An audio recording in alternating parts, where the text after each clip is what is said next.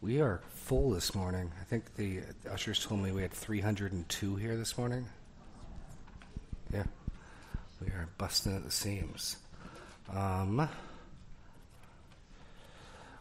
What blanks did I miss, Lee? Oh, wow. Okay. I don't believe it. A Christmas miracle. What? 1F, confession. I'll just do them. Point 1, amazement, controversy, or if you're British, controversy.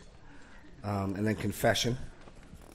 And then point 2, the how of and the who of his healing.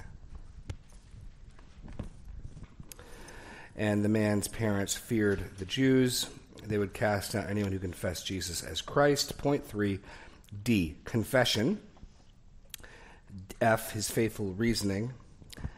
Yet Jesus had done a greater work than Moses. Their fury, they condemn the man and cast him out. That's all the blanks.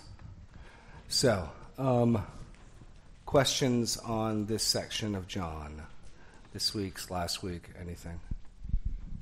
What you guys got? Oh, Eric's got one. So I wrote it down in my kid's notebook, which I then lost. So you're going to get the gist of my question as opposed to the actual question. Okay.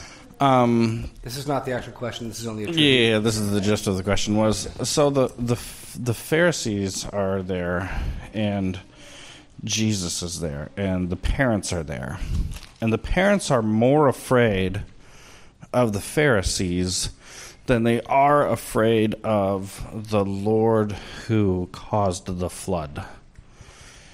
Is there a certain point being made here about the Pharisees wielding the power of God with wrath and so forth? No, absolutely. As opposed to... The connection I was raking with Ezekiel 34 is these shepherds deal with force and harshly. And here is Israel's self-made. No one installed the Pharisees. The Pharisees is a grassroots organization. There's nothing in the law gives it ordinance, and it starts out simple enough and faithful enough as like Torah schools, community-wide Torah schools. That's good, but they are self-appointed, and they gave themselves. In other Gospels, Jesus talks about you sit in the seat of Moses. I mean, that's their self-designated position.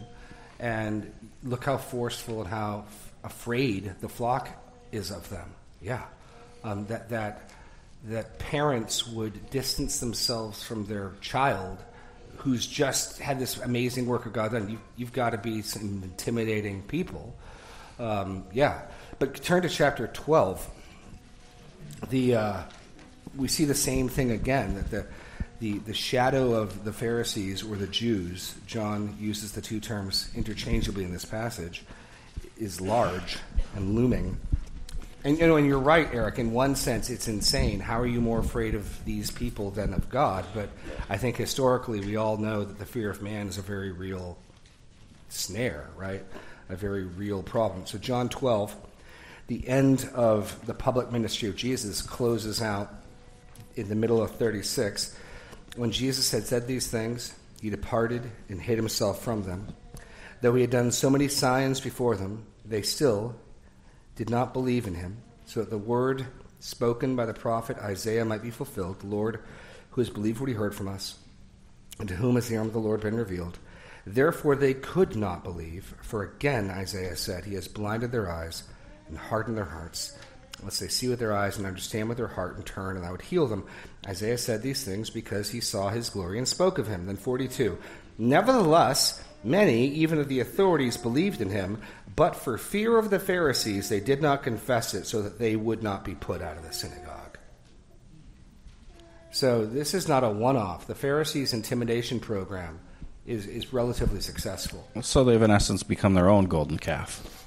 Oh, yeah. No, and again, that's what I'm trying to say. John paints a picture of them that will not allow us to feel sympathy for them, as if somehow they just made a tragic mistake. The man's conclusion that he comes to is where John, in one sense, they're biblical scholars. They'd already put that together in 3 when they sent Nicodemus. We know your teacher come from God, for no one can do the signs you do. I mean, where the man gets to is really no further than where they got to. But he's doing it faithfully, willing to go where it leads. They know what they want the answer to not be, and they won't go there. And they've already ruled that option out of court, so they'll just keep asking their questions over and over again until they get answers they like. We never do anything like that. But no, so John's revealing that. But the culmination of their corruption is in 11. In John 11, we often, I think, don't realize, I certainly didn't, the significance of this miracle in 9, because 11 so eclipses it, the raising of Lazarus. But clearly in 9, the healing of the man born blind is a big, big deal. But look at them in chapter 11 after Jesus raises Lazarus. They get together and they have a discussion. Verse 47 of chapter 11. And John shows us again their corruption and what their real values are. These are not well-intentioned, sincere men making an honest mistake. These are power-hungry, worldly, corrupt, wicked men who are trying to preserve their power. The chief priests and the Pharisees gathered the council and said, "What are we to do? For this man performs many signs. If we let him go on like this, everyone will believe in him, and the Romans will come and take away our place and our nation."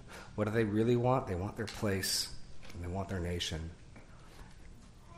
But one of them, Caiaphas, who was high priest that year, said to them, "You know nothing at all, nor do you understand that it's better for you that one man should die for the people, not that the people should perish."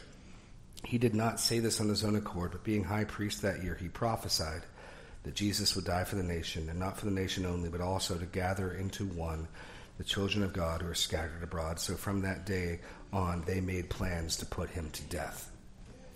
So these guys, there are certain conclusions that are in bounds, and there are certain conclusions that are out of bounds.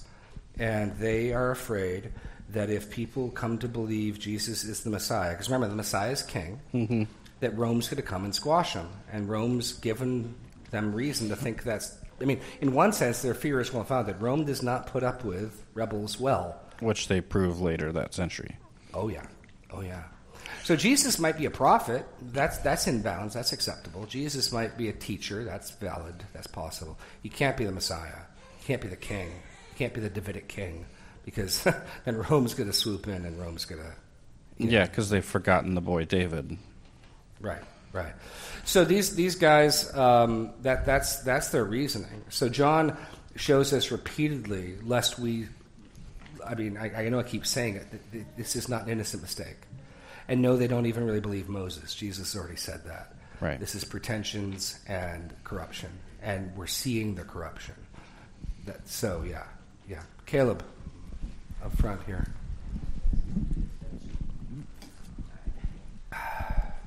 Okay, so I just wanted to point out that it's interesting that the words the Pharisees chose when they cast him out was, "You were born in utter sin," and that was kind of along the same lines that the disciples were asking, was it his sin or his parents?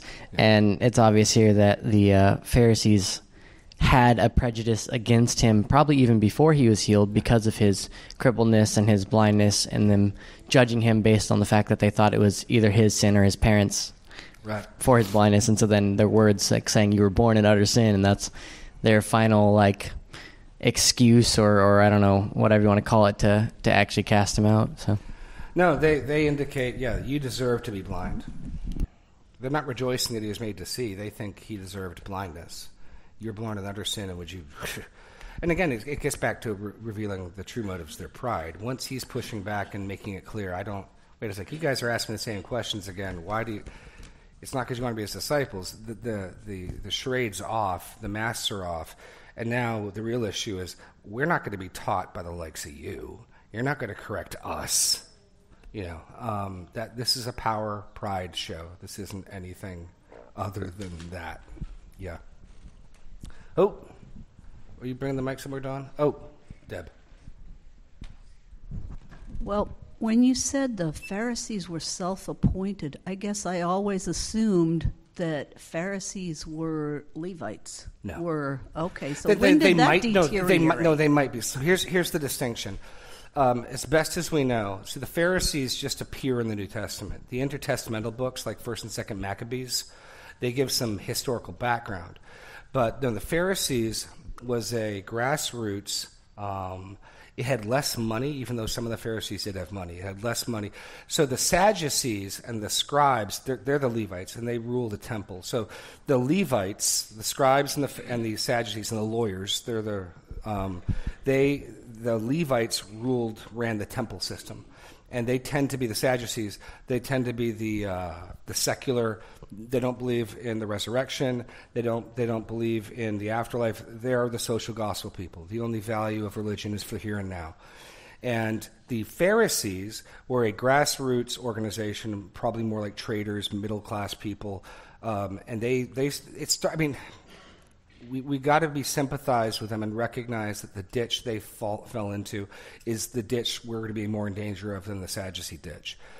So they come back from Babylon, and the one thing Babylon does, apparently, is cure Israel of overt idolatry. Whereas before Babylon, Israel would go and play the whore under every tall tree and worship Molech and worship Ashtaroth, and that's done. I mean, they're hard idolaters still, but overt idolatry is done. And it's best as we can reconstruct it, the Pharisees' goal was, we don't ever want that to happen again. So we need to set up, it's a good solution initially, we need to set up Torah schools so that all of Israel will know their Torah, they'll know their Old Testament. It sounds good, right? I mean, that's not a bad beginning. And, I sort of teased, but make Israel great again. We need to get Israel to be faithful to the law. That's all good. And they start creeping in with self-righteousness. They start creeping in with self-congratulatoriness that we know from the Gospels. They like to be seen to do their good deeds. It creeps in, but it starts out in a very sympathetic place. It doesn't start out, in other words, corrupt. It starts out, as best as we can tell, valid and good, and then it rots. No, the Pharisees, there's nothing in the law of Moses to set up what they're doing. And it's not that their innovations are fundamentally wicked. It's just they made their position up. They made their seats up. Yes, Dean. Oh. No. Oh, no. Nope. No, and Jesus, in one sense, Jesus sanctifies it because in Luke 4, Jesus goes to the synagogue and he participates in the custom. So in one sense, their innovation that we create a synagogue in every town with a copy of at least part of there was a scroll of Isaiah in Jesus' synagogue, right? And he stands up and have the men read it. Jesus participates in it. As far as that goes, that's a good tradition. Even though the law of Moses doesn't prescribe it, that's a good innovation. Jesus will take part of it. Sure, totally. That's all the Pharisaic development. That's their own thing. No, they're not temples. There's no sacrifices being done there. These are little Torah schools. So that everyone gathers and the men stand up and they read from the book of the law and the people hear the law and they will hopefully not go astray and worship other gods. That's all good as far as it goes. And that's what they're doing, yeah. Dean. Back to being put out of the synagogue. Yeah. I presume that would probably also include just shunning socially, but yes. Would it also have economic, as purchase of grain or meat to make it more difficult? It certainly could. It's a big deal. The best modern day correlative would be if a Muslim were kicked out of the mosque. There would likely be a community shunning. There would likely be a community distancing. You may have a much harder time buying and selling.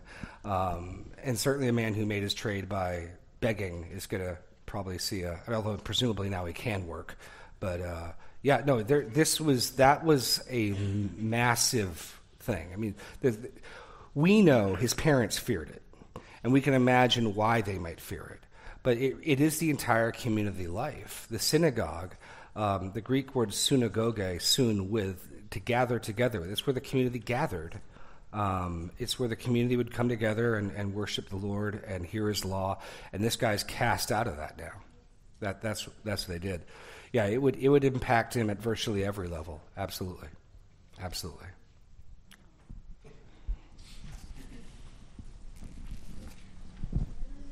So at like one point it said that he was like blind and wandering the streets like he was homeless. Not homeless. He begged. So if you look at verse, we didn't look at it this morning. We looked at it last time. John 9, verse 8. The neighbors and those who had seen him before as a beggar were saying to him. So he was a beggar. He was out on the streets begging. Where he slept, whether he stayed in his parents' house or not, or whether he slept on the streets, we're not told. We know he has parents, so if I had to guess, I guess he stayed with them. Possible he didn't, but we don't know. But what if his parents kicked him out to hide their shame that they might be sinners? Oh, yeah. What the full consequences for this man are, I don't know. We know that the parents are afraid of the Jews. So after he's kicked out of the synagogue, what that would entail, what that would necessitate they do, I don't know. It may be that they are going to feel social pressure to distance themselves from him as well. That's entirely possible.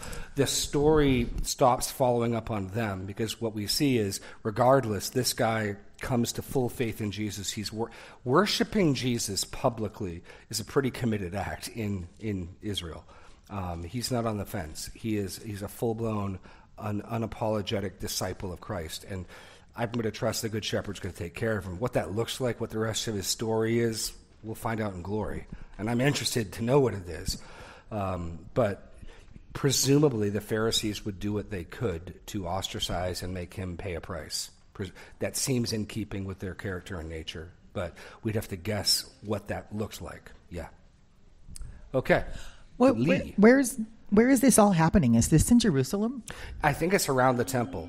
That's what I was thinking. So it wouldn't be in it just a little local synagogue he's getting kicked out of. It's the temple, like the courts. But Jerusalem's got cities around them. The Pharisees don't have authority over the temple. So that when the Sanhedrin gets together, it's possible because John's even title for them. Look, it shifts from, and part of what's interesting here. So John starts in our passage with verse 13. They brought him to the Pharisees, right? Yep. But quickly it shifts from the Pharisees to the Jews. Verse 16, some of the Pharisees said, this man is not from God, for he does not keep the Sabbath. But others said, how can a man who is a sinner do such things? Verse 18, the Jews did not. And when we find out the parents were afraid, lest we think, we've got a new group of people here. Verse 22, his parents said these things because they feared the Jews. For the Jews had already agreed that if anyone should confess Jesus to be Christ, he was to be put out of the synagogue. John's clearly using the Jews here for the Pharisees, the bad Jews, the Pharisees and their ilk, the people in that group. But wouldn't the Sanhedrin, were they like the legally appointed, voted in, however, well, there's a high priest. Yeah, yes. And so they're the legal bosses of the temple, so to speak. And then the Pharisees are like, you said, like the mega people with red hats. But MIGA, it's MIGA, M-I-G-A. But so, yeah. Okay, so when the Pharisees kicked him out, it just seems odd that how would they even have the authority to do anything of that? My guess would be he doesn't live in Jerusalem. So chapter 9 just begins as he passed by. Now we're in some proximity to the temple because Jesus tells him what pool to go to. And that's a pool we know in the temple. Close to the So this we're close enough to the temple that this man can go and come back. It's not days away. So it's kind of the neighborhood of the temple, right? Maybe. But so I'm picturing a community around there. I mean, if you're poor, you're probably not living in Jerusalem. High rent. Right. No. So presumably one of the synagogue communities surrounding Jerusalem. No, the Pharisees, as best as we know, would not have authority to kick him out of the temple. It's a worship system. Now, whether or not they could pull strings with their friends, they're not their friends. They would get together and work with in the Sanhedrin, and there's going to be that conflagration when they condemn Jesus. But we also know it's an uneasy partnering because Paul sets them on each other. You remember in Acts when they arrest him and he's before the whole Sanhedrin? He pits them against each other. I'm on trial for the hope of the resurrection, to which half of them are like, hey, and then they start quarreling. No, it's brilliant. Anyway. Yes, Don. I found it interesting that the closer that this man got to God, or the more he was like Jesus, the more enemies he had. Yeah. Often, as the gospel is presented today, it's the other way. If you're kind and nice like Jesus was, people will be more friendly to you. The buzzword is winsome. You want to be winsome. Yeah, that's the buzzword today. Yeah. No, absolutely. This man. But in this whole thing, clearly, this guy has everything. He gets the gift of sight, and then he gets Jesus. I mean, who cares? I mean, it's Romans 8. If God's for you, who can be against you? Jesus comes and finds him. Jesus is with him, and so clearly he's content to worship Jesus. I mean, to worship Jesus is to be open to the charge of idolatry in Israel. I mean, he's worshiping Jesus to be seen by anyone watching. He's committed. He's all in. It's fantastic. He's fearless. I think it's helpful too that Peter, as well as others, give us the counterbalance in that we can be persecuted or afflicted because we're jerks. Yes. So this man wasn't being that. No, he wasn't. Although he had a little bit of spice in his response. You want to be his disciples too. But certainly fitting because the Jews are being unreasonable, and he's basically pointing it out. Like, come on, what is this? No, absolutely. John's set this up already. The darkness hates the light, and Jesus will say in John 17, "The world hates you because it hates me." So, if you're a follower of Christ and you're being faithful, we should expect there to be a sense in which and aspects in which the world hates us. And that those aspects might be different in different times and seasons. I think it's pretty clear some of the aspects today where some of what we believe is going to be hated by the world. And it can change, in the East. They hate our ethic of humility and turning the other cheek. That's the despicable part. And in honor cultures, it's the Christian's ethic of humility that's hated. In our licentious culture, it's our sexual restrictions that's hated. There'll always be something that's offensive to the current zeitgeist. And if we're fitting in comfortably with the world, we should be something's probably wrong. That's the odd thing. So, yeah. Any other thoughts or questions or complaints with any of this? Credit card information. Oh, Katie. Just a quick question. When it says that he is of age, what age would that necessarily be during that time for them? Probably 13 or more. Okay. Again, this is it's fascinating because when you try to one of my convictions is to try to reason from the text without relying on extra biblical information. So I've often wondered in Luke, when we went through Luke, why tell us Jesus is 12? Why give us this one thing? Well, what we learn extra biblically is that you were bar mitzvahed at 13. And so 13 is when you'd move from the court of when you'd go to worship in the temple. You'd move from being limited to the court of the women and children to the court of the men. And so at 13, you were considered a man. So I think in Luke 2, the significance is Jesus, even before he legally became a man, knew who his father truly was. The whole impact of that passage where he's left in Jerusalem is Mary says, "Well, your father and I have been worried about you." And Jesus' response is, "Actually, I've been about my father's business." And the aha is this young man knows who his father truly is and has to gently correct his mother on the fact. So before Jesus is even legally a man, he knows who his father is. This is someone legally of age, that children generally don't have standing to speak in legal matters. And so the parents are saying, look, he's not a little child. Go talk to him. I mean, we got the same thing with children today. If someone's child does something, if they're young enough, I'm just going to go talk to the parents, right? I'm not going to pull aside a 2-year-old and give them a talking to. I'll more likely grab the parents. At a certain age, there's a sense of go talk to him. He's of age. So I think the parents are simply saying, what they're basically saying is, why are you talking to us? He's not a child.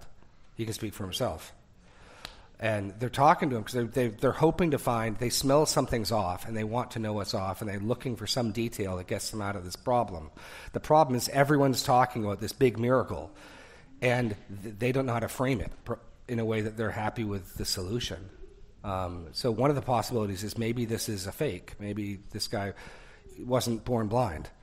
And his parents, sadly, no, he was born blind. But we're punting on everything else. Yeah. So, yeah, he's been bar mitzvahed. I mean, what John gives us is there is an age. He's older than that age. And then extra biblically, we know that age is 13. Yes. Who's Don? Yeah. Maybe it's too subtle, but to me, the Pharisees weren't just biased. They were prejudiced. Yes. Sure. For me, a bias is just an inclination, a natural preference, where prejudice is I know something before I know it. Right. I've decided before I have the facts. Right. No, certainly. We learned from this, even before they begin the investigation, even before this miracle happens. The one thing Jesus can't be is Messiah. Can't be Messiah. And even with that prejudice, that pre-commitment, there's still some disagreement. Is he utterly wicked? Well, how can he be utterly wicked and a sinner if he's doing these miracles? There's some confusion amongst them, but they've already ruled out certain answers. And then as this guy pushes back, interestingly, they both have a catalytic effect on each other. As the Pharisees press him, he actually gets clearer and clearer in his faith. As he pushes back, he unifies them. They're no longer divided at the end of this, are they? Even as he's articulating what one of their groups was saying. I mean, that's the other irony. All this man is saying, hey, if this man were not from God, he could do nothing, is what one of their factions was already saying back in verse 16. Some of the Pharisees said, this man is not from God, for he does not keep the Sabbath. But others said, how can a man who is a sinner do such signs? So in one sense, all the guy says at the end is what this subgroup was saying, and that they kick him out. Clearly, they're not kicking him out just because he said that. They're kicking him out because the way he said it, and they don't like the implications of how he said it, and he certainly wasn't afraid of them, and they didn't like that. But it's not what he's saying. What he says is what Nicodemus said. What he says is even what some subgroup with them is still saying. He's not towing the line, he's not afraid of their authority, and he has the audacity to correct them and point out some of their inconsistencies. So this is a personal offense, in other words. This is their own pride pushing back. His theology doesn't enter into it. Yeah. Timothy. Hey, quick observation, then a question.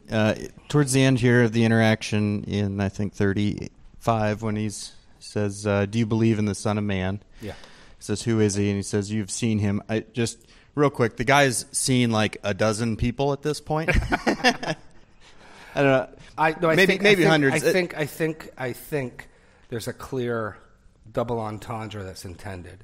We'll get there probably not next week. Next week's the cantata. I think we're probably going to pause this for 2 weeks and then pick it back up in January. But so Greek, I don't want to make everything into Greek mountains and molehills, but there's a verb tense. So Greek's got 4 past tenses. Aorist, imperfect, perfect, and pluperfect. And the rarer one, the perfect, it has some significance that the English doesn't really have a match for. The perfect verb tense, which is what Jesus uses when he says, you have seen him, my Greek professor would have us translate it to really emphasize its verbal aspect. You are in the state of having seen him. The best way it's a past completed action with an emphasis on the current effects of the past completed action. An example might be you're about to go into a ward where people have yellow fever, and don't go. It's okay. I've been inoculated. The emphasis is my current protection because I've been inoculated. Or you're going into the exam, and are you worried? I've studied. Well, the real emphasis is I'm currently prepared because I studied, right? So on the cross, tetelestai, it is in the state of having been accomplished, would be how McDougall would have us translate it. Here, it's you are in the state of having seen him. well, surely there's some implication of spiritual sight, especially as how Jesus makes it unambiguous in verse in 9:39 that there's a spiritual seeing and a spiritual blindness that's in play, right? For judgment came into the world, that those who do not see may see, and those who see may become blind. So you have seen him. You are in the state of having seen him. There's a sense in which spiritually this man was seeing Jesus more and more rightly, even before he ever saw Jesus with his physical eyes. But yeah, you're stealing thunder from a couple weeks from now. Yes. Sorry. Oh well. No, but that play on words, that double entendre, is clearly at play in the text. Yeah. My other quick question was just the title of the Son of Man.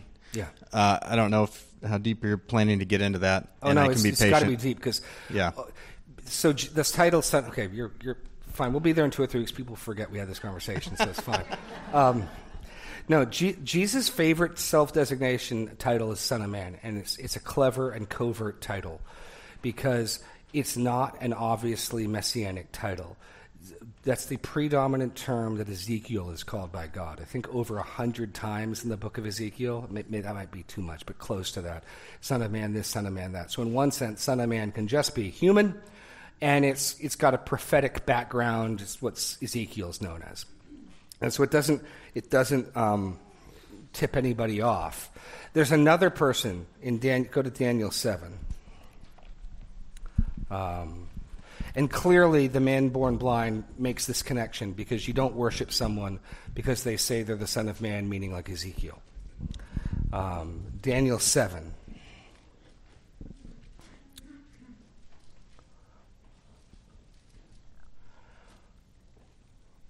"13. I saw in the night visions, and behold, with the clouds of heaven there came one like a son of man. And he came to the Ancient of Days, and was presented before him, and to him was given dominion and glory and a kingdom that all peoples, nations, and languages should serve him. His dominion is an everlasting dominion which shall not pass away, and his kingdom one that shall not be destroyed." And Jesus clearly means that. Turn to Matthew, I think 24. There's a sort of comical scene where Jesus makes it clear that's what he means when he speaks about the Son of Man. Matthew 24, might be 26, we'll see. No, it's right here.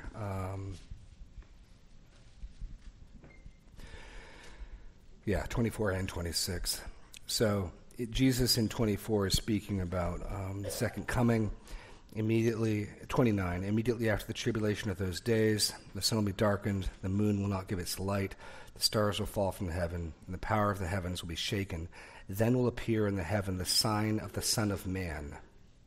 Then all the tribes of the earth will mourn. They'll see the Son of Man coming on the clouds of heaven with great power and glory. That's a direct reference to Daniel 7. So it's clear Jesus means that Son of Man. Go to Matthew 26. 26.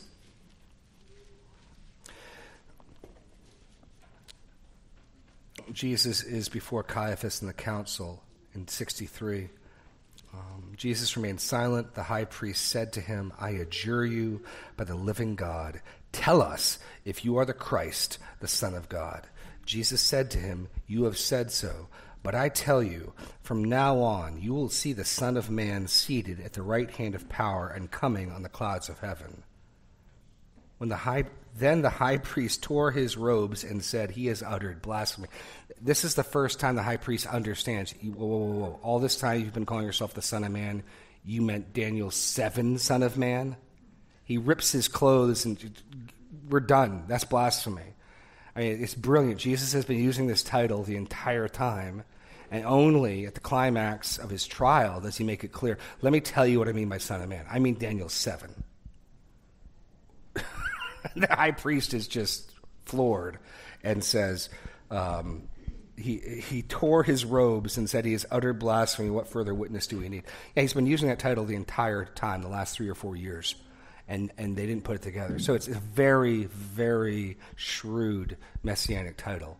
The people at the top of the class, the people with eyes to see and ears to hear, get it, like the man born blind here. When Jesus says, I'm the Son of Man, who is he? You are in the state of having seen him. You don't worship someone because they're immortal. You don't worship someone even because they're a prophet like Ezekiel. Worshipping the one in Daniel 7 makes sense. So clearly, the man born blind puts that together. But yeah, Jesus means something much, much greater than mortal or even Ezekiel-like prophet when he says Son of Man. But some people get that. Most of the people goes right over their heads to the very end when he makes it explicit. And then that explicitness is precisely what they use to kill him. I mean, that's going to escalate to the cross immediately. Yeah. And unique to Christianity, right, that our Savior is literally both of those things, right? Well, not literally the son of a man, I suppose. No, human, but he's mortal. Yeah, he's mortal. He's a fleshling, sure, yeah. And son of God. Yeah, and absolutely. Yeah, absolutely. Cool. Amen. I mean, that's ultimately what we're celebrating at Christmas is fundamentally God became man. God took on flesh and dwelt among us. And the reason he took on flesh wasn't fundamentally to be a cute baby. It was so that he could be nailed to a tree and die. The incarnation was necessary that he might be crucified. He became mortal that he might die. That's the point. Yeah, absolutely. Okay. Any other questions from this morning from the Pharisees and the man born blind? Any other thoughts or questions on any of this stuff?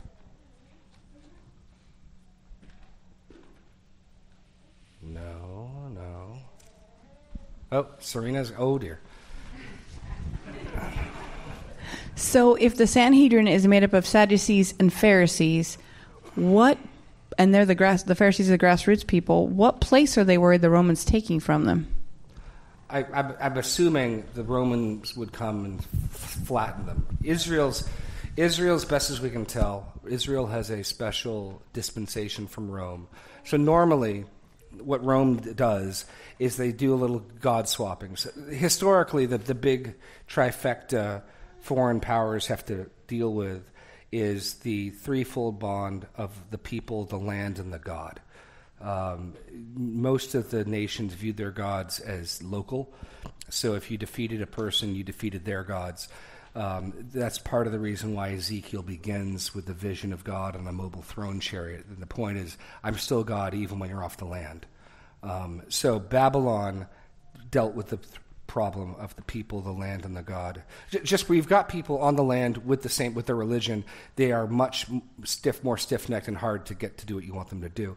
So Babylon would move people around and weaken the power of your God. If your God's the God of this valley, we'll get you out of that valley, and then where's your God? Rome's answer was you could stay where you were, but you'd take some gods from the other people. So he'd bring in some Greek gods and Roman gods, and he'd mix it around. He took the Phoenicians, and that's where you get Bacchus from. And then the notion there is, if you're ever going to resist, can you really be sure Athena's on your side? Because after all, they're worshiping Athena in Corinth. And so you can't be quite so. I mean, because in the Greco-Roman world, all of the gods were city-states. So Athens had Athena. I don't know who Sparta had, but they'd each have different regional gods. So Rome gives the Jews a dispensation where they don't have to worship all the other gods, because the Jews were ravenously monotheistic. And so that's why Paul in Acts is the Jews are trying to push the Christians out from under their sort of their dispensation, their permission to not do that. And Paul's worshiping and trying to start in the synagogues, I think, precisely for the same thing. And eventually what's going to get the Christians persecuted is their refusal to call Caesar Lord. So if Rome came in, and like they're going to do in 70 AD, Titus is going to come in 70 AD and flatten Jerusalem, destroy the temple, and scatter the Jews, and the Jews will no longer have permission to not worship the other gods. So even though the Sadducees have more to lose with the temple being destroyed, the Pharisees still are going to lose their prominence. The Rome is not going to be cool with these Torah schools that teach one God only. That's not going to fly. So even though they don't have as much wealth and as much clout as the Sadducees, they're still tenaciously holding on to the little they have. Does that make sense? Okay. Cool. Any other thoughts or questions? We have about 10 minutes here on the clock.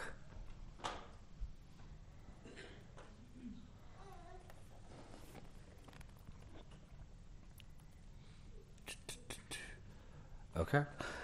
Let's go back to John chapter 9 into 10 then. I want to look at a few things here.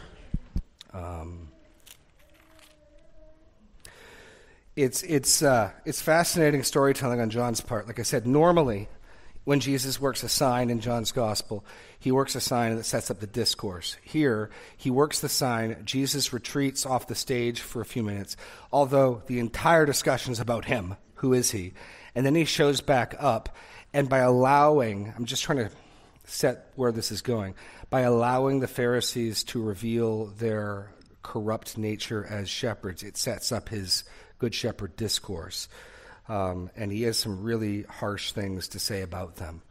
And that's the way this text flows. This man, let's see how Israel's would-be shepherds treat this baby sheep. They devour him. They cast him out. And so look at how chapter 10 starts. I really think chapter 10 is a terrible chapter division. I mean, only to the degree that it suggests this is some new topic. The text clearly ends in verse 10:21. Look at 10:21, then we'll go back. 10:21, others said, 19 to 21. 10:19 to 21.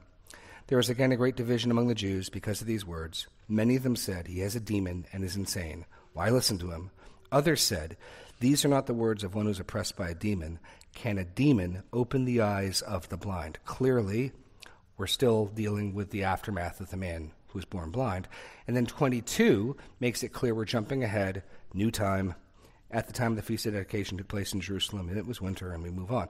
So this is all one narrative unit. This is all one text piece. And so suggesting chapter 10's inclusion, suggesting this is something different. No, this is the speech, the discourse that normally has accompanied the miracles. John just included the fourfold interaction with the man's neighbors, with the Pharisees and his parents, the Pharisee and the man. Then Jesus shows up and speaks. That's the narrative flow. And then 10, it's all about castigating the Pharisees.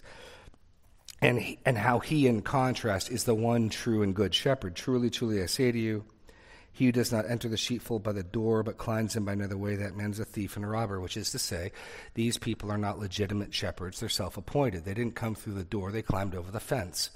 They're thieves. They're self-appointed. They are usurpers. He who enters by the door is the shepherd of the sheep.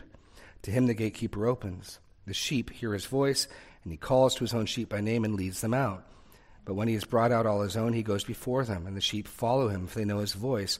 A stranger they will not follow, for they will flee from him, for they do not know the voice of a stranger. This figure of speech Jesus used with them, but they did not understand what he was saying to them. So Jesus said to them, truly, truly, I say to you, I am the door of the sheep. All who came before me were thieves and robbers, but the sheep do not listen to them. I am the door. If anyone enters by me, he will be saved and will go in and out and find pasture. The thief comes only to steal and kill and destroy. That's them. He's describing them. I come that they may have life and have it abundantly. I am the good shepherd. The good shepherd lays down his life for the sheep. He who is a hired hand and not a shepherd, he who does not own the sheep, sees the wolf coming and leaves the sheep and flees. They see the wolf of Rome threatening to come take their position in power, and they abandon the sheep. Leave the sheep and flees. The wolf snatches them and scatters them. He flees because he's a hired hand and cares nothing for the sheep. I am the good shepherd. I know my own, and my own know me. Just as the Father knows me, and I know my Father, and I lay down my life for the sheep, and I have other sheep that are not of this fold. I must bring them also, and they will listen to my voice, so there'll be one flock, one shepherd. For this reason the Father loves me, because I lay down my life, that I may take it up again. No one takes it from me, but I lay it down of my own accord. I have authority to lay it down, and I have authority to take it up again. This charge I have received from my Father. That's what Jesus has to say. That's his discourse on the other side of this miracle. And by allowing the Pharisees to set up the contrast, you get the foil, the good shepherd, contrasted with the false shepherds, the faithful shepherd who's willing to die for his sheep, and the wicked shepherds who will let the sheep die to protect them. That's what's set up by all of this. 5 minutes. Any other thoughts or questions? Yes, Caleb, up front here. I was about to say I could let you go early, but looks like that's not in the cards. I just had a question. At what point do you think it switched from maybe the Pharisees being blind themselves to the Lord blinding them? Or because it talks about how he came to give sight to the blind and to blind those who have sight. They obviously have rejected Christ since the beginning. Probably since John the Baptist, actually, and his ministry. And so at what point, or was there a point maybe in which there's a clarity of, hey, it's no longer them choosing to be blind, but the Lord is just blinding them because they had already chosen their path? I think we're meant to, John, go to John 12. He quotes Isaiah in John 12, where we see both sides of this. They blinded themselves and they were blinded. That's the reality. John 12, we read this earlier, verse 37. Though he had done so many signs before them, they still did not believe in him, so that the word spoken by the prophet Isaiah might be fulfilled. Lord, who has believed? Who has heard from us? And to whom has the arm of the Lord been revealed? So verse 37 clearly is putting them at fault, them to blame. He did so many signs, and they still did not believe. Verse 39, therefore they could not believe. For Isaiah again said, he has blinded their eyes and hardened their heart, lest they see with their eyes and understand with their heart and turn, and I would heal them. Well, I think John is offering that as a summary of the entire narrative arc of the Pharisees in John's gospel. It is a picture of them refusing to believe and them being blinded. Both are happening. Now, where we are on that movement, I couldn't pinpoint any one location, but I think as a summary of what we've just seen, starting from the Pharisees sending out their auditors to John. Who are you? Why are you baptizing? What are you doing? Them sending Nicodemus to Jesus. That narrative arc that starts curious and investigating and eventually becomes kill him, we have no king but Caesar, kill him, is an arc of them refusing to believe even though he'd done all these miracles, and it's an arc of God hardening their hearts and blinding them. And we're to understand the blinding is just and right because they wouldn't believe. So we know that's happening. I don't know if we could parse out where they're at in any given one moment. This is the story of them refusing to believe. This is the story of them being blinded, is how John summarizes it in 12. And then, do you think that it has any relation to the writer of Romans talking about Pharaoh's heart being hardened? Sure. Here, the connection's more with Isaiah. So, in Isaiah, hold on, we got 5 minutes. Okay, we can do this. Okay, go to Isaiah, I think 3.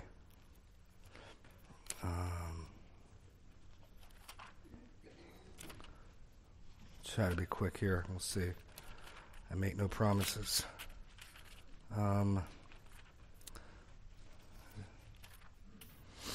Or is it Isaiah 1? Where is it? The year King Uzziah was anointed, I saw the Lord high and lifted up. Is that 6? That's 6.